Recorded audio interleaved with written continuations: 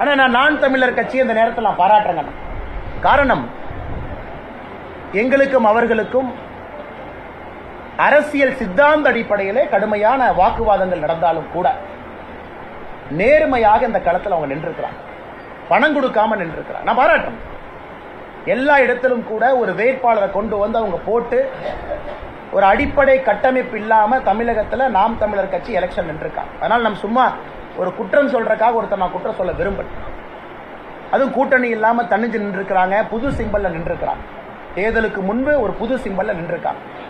அதனால் நாம் தமிழரை பொறுத்தவரை தமிழகத்தில் அவர்களும் ஒரு செய்தி சொல்றாங்க, திராவிட அரசியலிருந்து தமிழக மக்கள் வெளியே வர ஆரம்பித்திருக்கின்றார்கள் என்பது நாம் தமிழர் கட்சியும் சொல்ற செய்தி.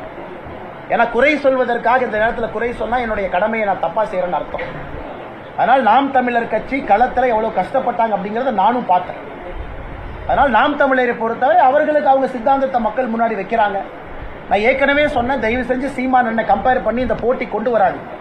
இல்ல பாரதிய ஜனதா கட்சியை விட அதிக ஓட்டு வாங்கிடுவாங்க, அதெல்லாம் தேவையில்லாத வேலைங்க. அதுக்குள்ள நான் போக வேண்டாம். அவருடைய பாதையில் அவர் பயணிக்கட்டும், எங்க பாதையில் நாங்க பயணிக்கிறோம். இந்த முறை நான் வந்து இல்ல நாங்க ஓட்டு அதிகமா வாங்கிட்டோம், நாம் தமிழர் கட்சி அண்ணன் கட்சியை கலைப்பார நான் கேட்க விரும்பல. அவர் பாதை தனி பாதை, அவர் போட்டோம். ஆனால் நாம் தமிழர் கட்சி நேர்மையாக இந்த அரசியல் நின்றுருக்காங்க, தமிழக அரசியல் நேர்மையா வாக்கு வாங்கியிருக்காங்க. அதை இந்த நேரத்தில் நான் பாராட்டித்தான் ஆக வேண்டும்.